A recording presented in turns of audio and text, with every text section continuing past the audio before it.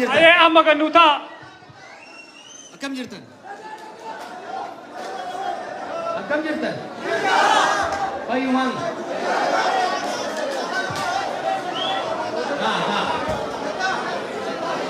Hundumuu ta'a.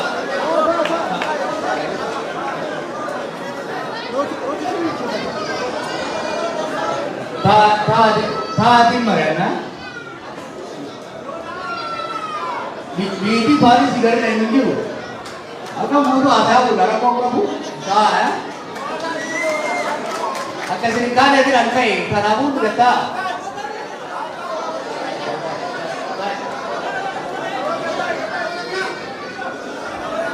Manni noo anan beekaa hundumtu taa'aati isinii gabaabsee haasa'aa yaa walii gallee. Wanni guddaan bakka wal agarree waggaa 3 dura waggaan as dhufe lakkoofsi Oromoon biyya Faransaay jiraachuu iyyuu gaafsan hin dhage. Lakkoofsi Oromoo gaafsan asitti agarree hedduu lakkoofsaan xiqqoo ture. Ka amma jiru kana tokko kurnaffaa iyyuu hin ga'u ture jechuudha. Jaran akkasumatti wal hortan moo eessaa yaa'e namni kun hundi?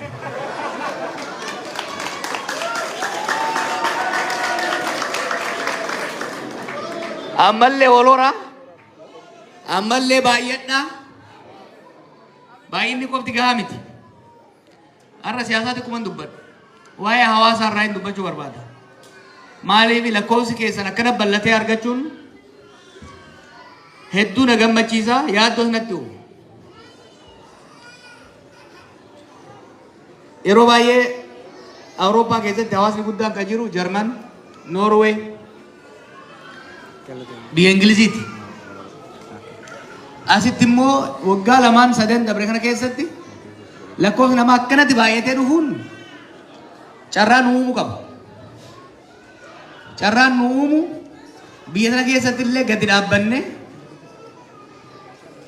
lakkoofsa biyya kanaa qabnu kanaan fayyadamnee bifa adda addaatiin uummata keenya bira dhaabachuudhaaf hariiroo mootummaa fi uummata Faransaayii fi hariiroo uummata keenya walitti cimsu irratti lakkoofsi keessan baay'achuun bu'aa guddaa qaba. San qofa osoo hin ta'in ijaaramuufis hawaasa kana cimsuufis waan gaarii carraa gaarii uuma jechuudha. Kanaaf baay'achuun keessan na gammachiisa. Haa ta'u immoo akkanatti baay'attanii yoo sirriitti hin ijaaramin yoo wal hin dhaggeeffatin yoo of hin danda'in yoo wal hin danda'in asset yookiin immoo faayidaa nuuf hin qabdan akka uummataatti liability kaa'uu ba'aa ta'uu dandeessa jechuudha. Kanaaf dura teessuun teessan addee duniyaan hamma tokko biriif naa godhaa turte yeroo gabaabaa keessatti hawaasa cimaa ijaarrachaa deemaa jirtanii hamilee namaa kenna. Nama jajjabeessaa by the way ganama isii miti kaballeesse dhiifama isii gaafachuu hin qabdu dhiifama yoo gaafanne nuyi numatu gareen security keenya airport irratti simannaan godhamu rakkoo waan qabaachuuf bakka ofii to'an galma keessa ta'uu qaba yaada jirurraa nutu jalaa dhokatee dhufee isii osoo hin ta'in nu dhiifama isin gaafata. Gara haasawaatti akka deebinu Oromoon Faransaay akkanatti baay'atee jiru kun babbareedaan dargaggeessi kun akka laalutti average umriin keessan 25 hin caalu. Hedduun keessan qurxummii irraa dhiittanii Jarman keessaaf Xaaliyaan qaxxaamurtanii dhuftan. Abdii namatti hortan fuula keessan hoggaa laalan. Abdiin sun dhugeeffamee saba keenyaaf uummata keenyaaf bu'aa akka buusu tokkoffaa akka nam tokkeetti jabaachuu gaafata. Carraa argame hundaan lafa taa'uu hin qabdan. Hojjechuu qabdan. Hojii osoo hin tuffanne. Biyyoonni Awurooppaa kun welfeerii namatti kennan yeroo baay'ee gargaarsa. Haga bayyanatanii ji'a muraasaaf gargaarsaan jiraachuun gaarii. Garuu waggaa 5 waggaa 10 gargaarsa irra hirkatanii jiraachuun miilaaf harka of naafessuu ija of jaamsuudha jechuudha. Kanaaf hamma danda'ameen hojii osoo hin tuffanne hojjechuu. Hamma danda'ameen waan fedhallee haa ta'u maaliif suphee hojjechuu hin taane barachuu. Nada keessanii dargaggo. Oromoo Oromiyaa fayyaduu barbaaddanii mi? Of danda'uun hojiidhaan barnootaan of danda'uun barbaachisaadha. San qofa miti akka namarratti akka nam tokketti naamusa horachuu qabdan. Naamusa hin qabdan jechuu kiyyaa miti. Dargaggeessii waan turtaniif anis osoo arriin hin nyaatiin sadarkaa keessa waan hin tureef bara dargaggummaa keessatti wantoonni nama hawwatan kararraa nama maysan baay'ee jiru. Biyya hambaa keessa jira. Biyya Faransaay, biyya Paaris, biyya Awurooppaa kana keessatti isin bakka bu'oota saba keenyaatiif uummata keenyaati. Akka bakka bu'oota saba keenyaaf uummata keenyaatitti ormi dhufee isin argu, kararratti isin argu, hojiirratti isin dhufu, mana barnoota irratti isin dhufu. Gammada Kadiir Abdataa isin jiru. Gurbaa Oromoo intala Oromoo takka isin jiru. Naamusa gaariin, amala gaarii yoo isin arge Oromoo ija gaariin laala. Naamusa hamaa keessatti, waan gadhee keessatti, waan hamaa keessatti, waan yaraa, waan balfamaa keessatti yoo ilaale immoo namni sun qofa osoo hin ta'in uummata keenyallee ijaan fuutanii ilaala jechuudha. Kanaaf isin firoomatoota keenya, isin ambaasaadoroota keenya naamusa ofii guddifachuun hedduu barbaachisaadha. Faranjii biyya Faranjii jirta. Keessattuu biyya Faransaay jirta. Awurooppaa keessa jirta. Hawaasa itti dhufne kanarraa waa hedduu barachuu qabna. Aadaa Faranjii barattanii baddanii waliin jaan suni guututti dhugaa miti. Aadaa ofii cimsachuu, naamusa safuu Oromoo cimsachuun qabatanii itti fufuun gaarii.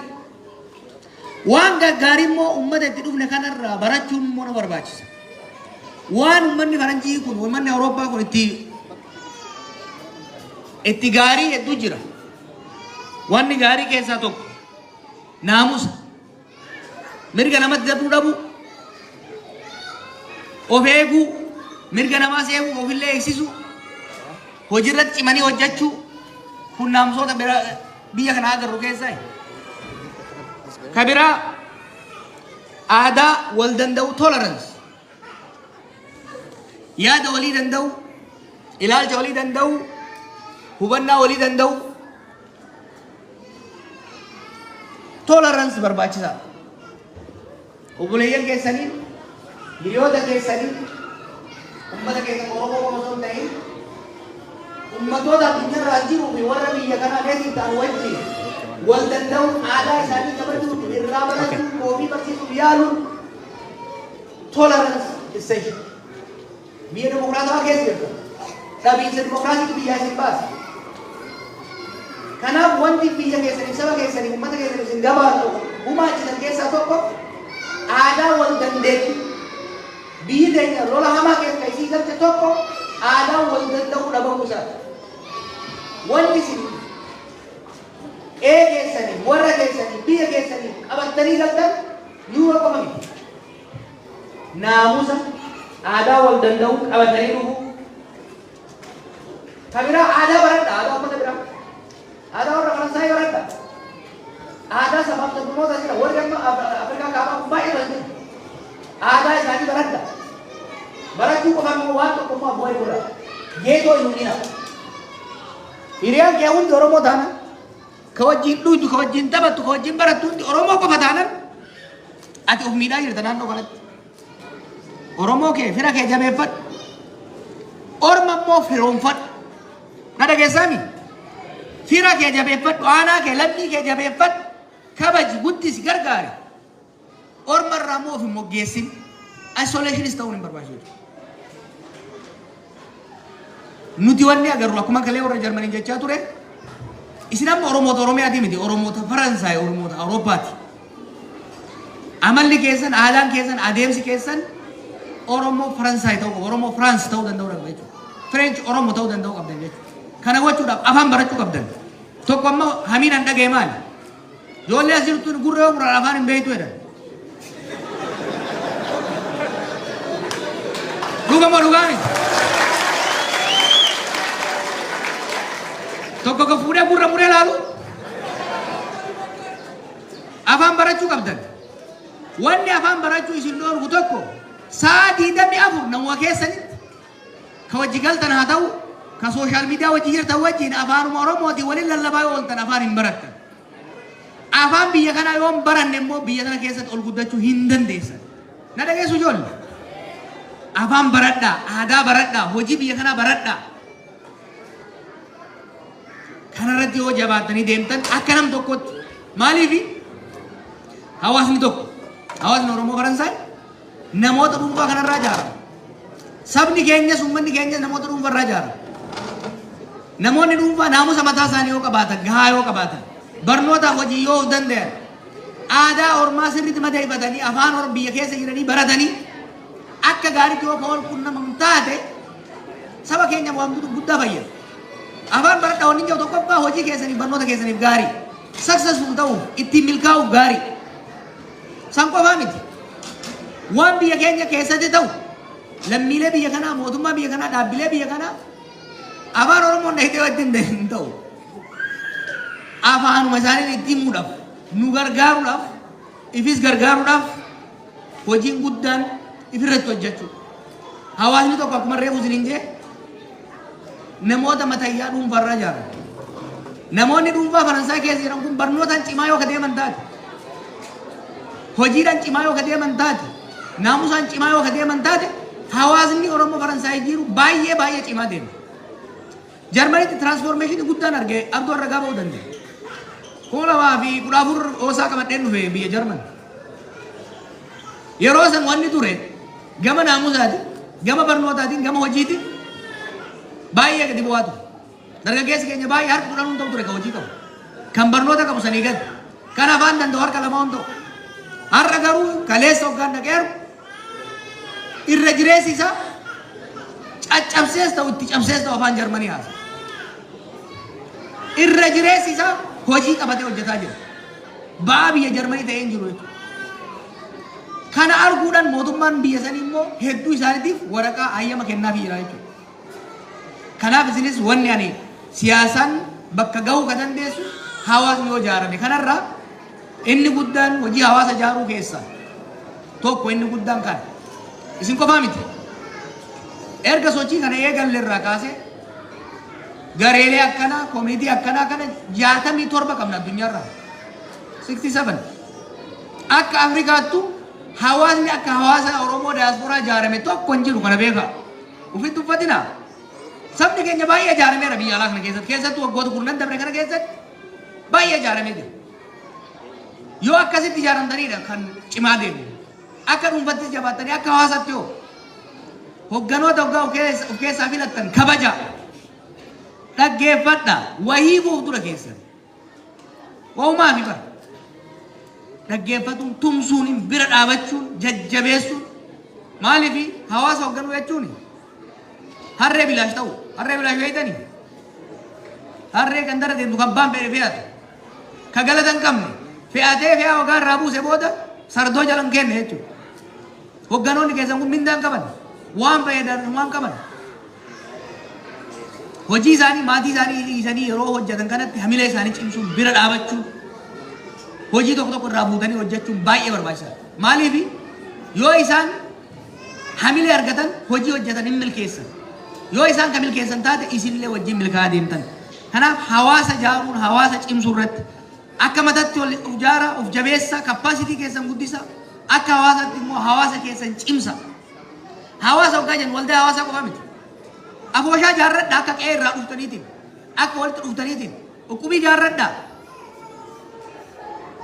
masgiida mataa keessanii charchii mataa keessanii qabadha nama shanillee yoo taate afaan keessanii yoo dubbattan rabbi irra dhagaa beeka afaan keessanii irra dhagaa biraatiin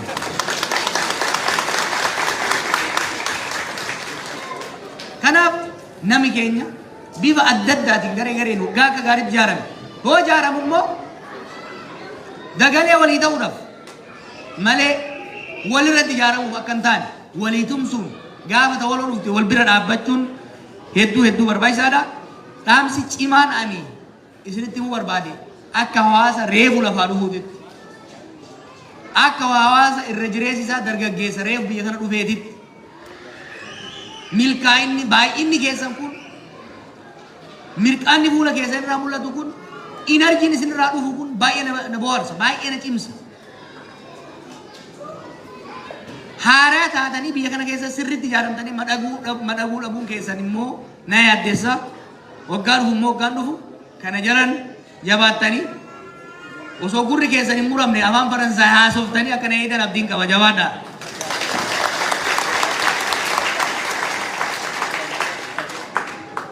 Ta siyaasa silaa ta Jarmanitti haasofne osoo nuti Jarmaniin kaane Faransaay waan geessu hedduu siyaasa'uun nama rakkisa.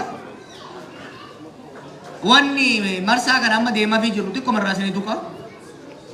Marsaa kana anis Baqqalaa Garbaas jaalli kiyya mana hidhaatii fi hoggansi kiyya kan gara biyya alaa deemee tokkoffaa isin galateeffachuuf. Yeroo tokko maal nuun jaani yeroo isin asii mormii godhaa turtan sun warri hamilee keenya cabsuu barbaadu kan Faransaay dhaabatee lalla'u sun mee dhufee isin haa baasu jennaani. Nu baasullee baatu achi taa'ee lallabuu san nu dhageenye dhaga'uun keenya qaamallee ta'uu baatu qalbii ta'anaan asii baane jennee itti dhaadataa turre jechuudha. Kanaaf galatoomaa jennee turre.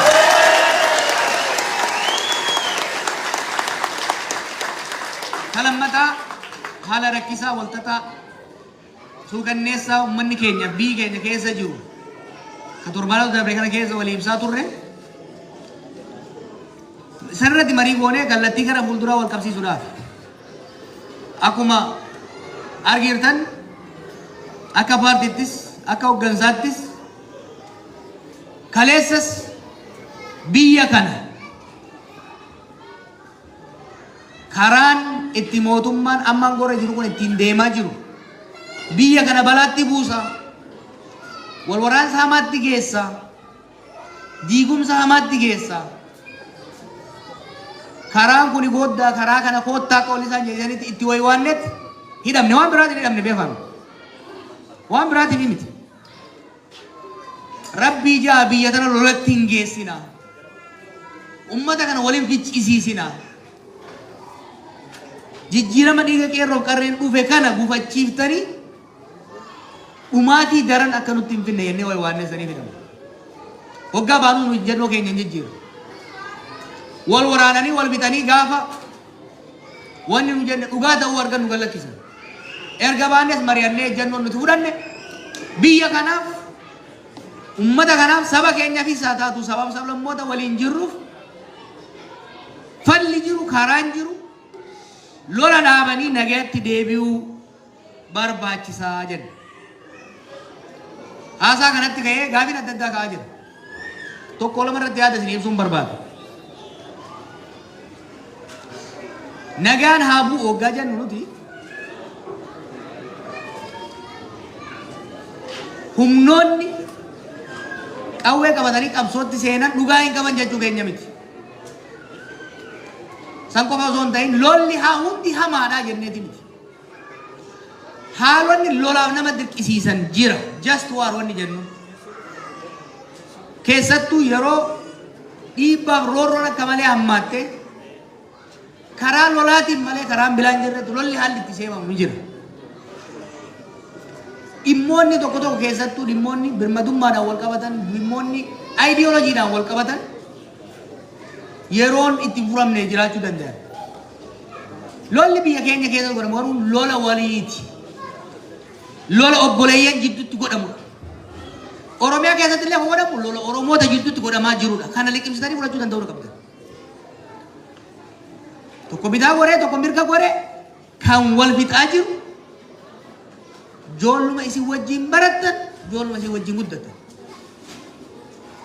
Akka Itoophiyaatti soo fudhattan warri wal fixaa jirus kan wal fichiisaa jirus lammii biyya takkaa qofa osoo hin ta'in ummata hireen isaa walirratti hirkattee jechuudha.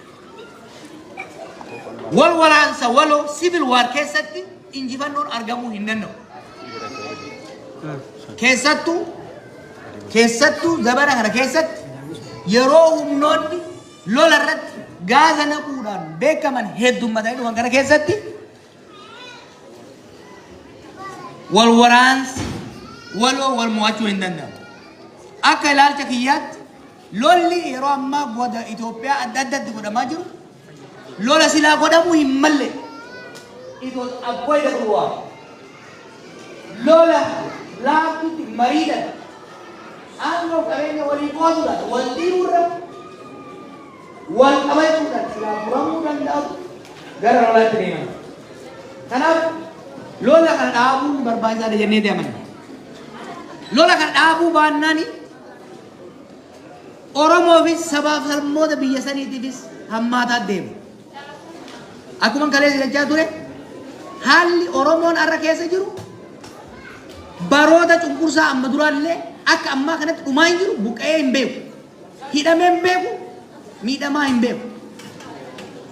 Lolli kun itti fufnaan garuu rakkoon kun safarii uummata keenya irra ga'u kuni dachaan dabalaa deema jechuudha. Kanaaf wanni lolli akka dhaabatu barbaannuuf madaa kaleessaatirraa madaan biraa dabalamaa akka hin deemne dhumaatii kaleessaatirraa dachaan dabalaa akka hin deemne hanqisuudhaaf jechuudha.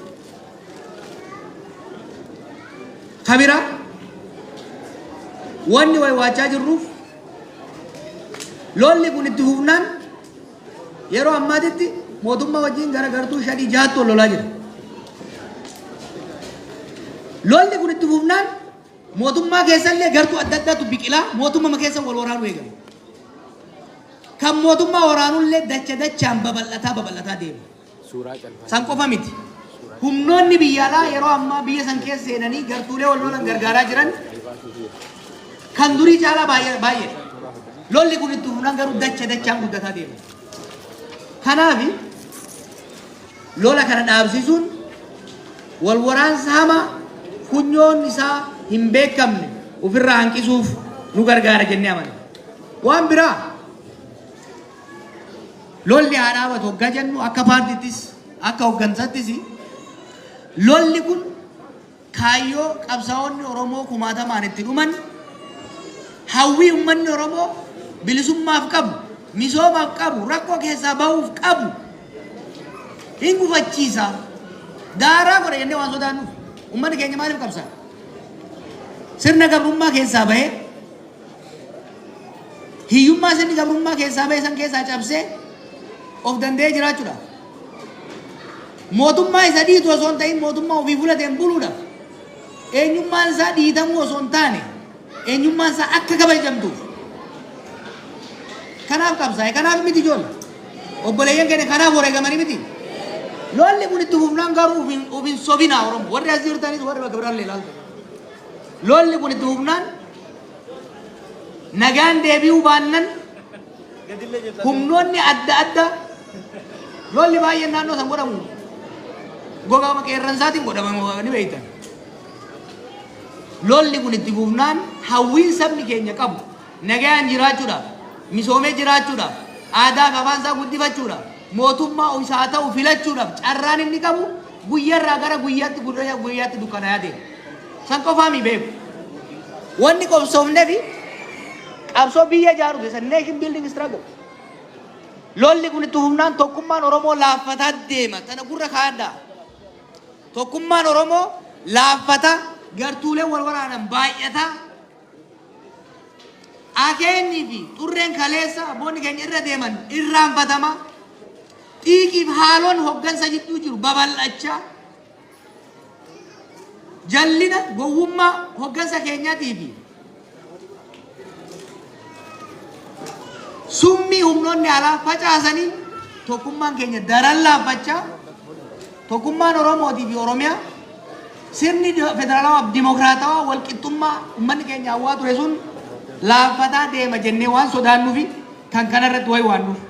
Kanaaf uummanni keenya kan Faransaayis kan biyya alaa jirtanis kan biyya biraa jirtanis hamma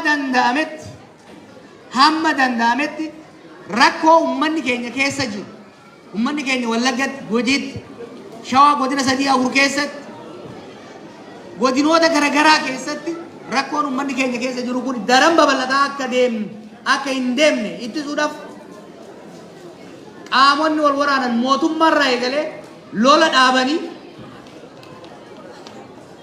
saba keenya, ummata keenya, ollaa keenya, hayyootaaf abboota keenya baraaranii dukkana ummata keenyatti as deemu kana akka nurraa dhaaban waamicha nu dhiyeessinuuf akka deeggartan isin gaafachuuf dhufne jechuudha.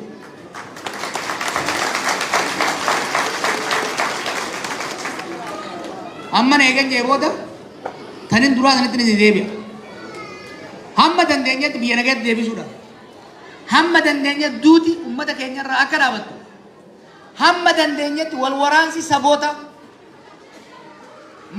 saboota keessatti dhoo'ee ummata wal fichisiisu deemu kun akka dhaabatuuf beekumsa qabnuun, beekamtii qabnuun, sagalee qabnuun, lallabuu waywaachuu fala ilaaluu itti bu'u. Isin immoo uummanni keenya biyya alaa jirtan akka sabaatti wal danda'a. Tokkummaa keessan cimsaa. Aarree jettanii jallaan tokko keessaa ka'ee ganda biraatti arraba yoo dheeresse. Abaaramaan tokko amantii takka keessaa ka'ee amantii biraa irratti xurii yoo kafaalu taate nama tokko jallaa rabbi abaare tokko haadhaaf abbaan abaaran jecha ganda biraa irratti duuluun amantii biraa irratti duuluun gonkumaa barbaachisaa miti jechuudha. Kana dura dhaabachuu didu qabda. San qofaa miti. Qabsoo sabummaatti kan gaggeessaa ture. Akka sabaatti roorroo hama miidhaan hamaan sirnoota dabranii nurra ga'ee jira ammallee ga'aa jiru. Garuu dhiigii qabnu, aarii qabnu, madaa qabnu san akka itti ibsannu of eeggannoo guddaa gaafata. Biyyi sun dhoowweetti sitti hima. Keessattuu wal waraansi saboota hamaan deemaa jira, dhufaa jira. Kanaaf waggaa wal geessanis, waggaa kophaa jirtanis waan saba biraa xureessa, waan saba biraa dallansiisa, waan hariiroo Oromoo fi saboota ollaa jidduu jiru hammeessarraa akka huqqisatan isin kadhachuu barbaada. Nuka qabsoofne gabrummaa jalaa ba'uudhaaf, roorroo jalaa ba'uudhaaf, sirna dimokiraasii uumuudhaaf, haqa keenya eegsifachuudhaaf, eenyummaa keenya guddifachuudhaaf, afaan keenya guddifachuudhaaf malee saba biraatiin wal fixuufii miti. Wal waraansa saboota jidduutti godhamuun sabni injifatee bahu abadan hin jiru. Hundi waliin kasaara jechuudha. Kanaaf akka daasporaatti bilisummaa guddaa qabdanii sooshaal miidiyaa adda addaa irra fayyadamtanitti saba keenya jidduutti tokkummaan wal hubannoon walii tumsuun akka jabaatu saboota waliin jiraannu wajjinis gadoon kaleessaa qotamtee kakaatee uummata akka wal fichiisu osoo hin ta'in gadoon kaleessaa madaan kaleessaa akka fayyitu akka wal dhaanamtu akka irratti hojjettaniin isin gaafadha. Warra Faransaay hedduun isin jaaladha. Biyyi Faransaay tun biyya jaalalaati jedhanii jaalatee isin haa cimsu, jaalatee isin haa cimsu galatoomaa isin jaa. Hamilee nusimadha. Hamilee nullee baay'ee isa jaalannaami. Isa jaalannaami. Galatooma. Kanatti aansee sagantaa qabnaa sagantaa tokko booda har'a guyyaa wal gadhiisanii miti. Akkasiimi gaafiif deebiitu jira. Waan isin gaafattanii hundaafuu isinii deebisanii garuu tasgabbooynee yaada keessan ammarraa jalqabaatiniin yaada keessan gaggabaabsitanii gaafii gaafattaniif ittuf qopheessaa. Gaafii gaafatan daqiiqaa lamarra isiniin kennamu. Gaafii ammoo gaafii waliin fakkaanne gaafatanii amma sagantaa galii sassaabuutti seenna. Haga inni xiqqashu hafuura fudhatu hasaarra ture haga inni xiqqashu hafuura fudhatu sagantaa galii sassaabuutti seenna. Arjooma keessanitti dhufuftan nu jalqabdan. Sagantaa OMN gargaaru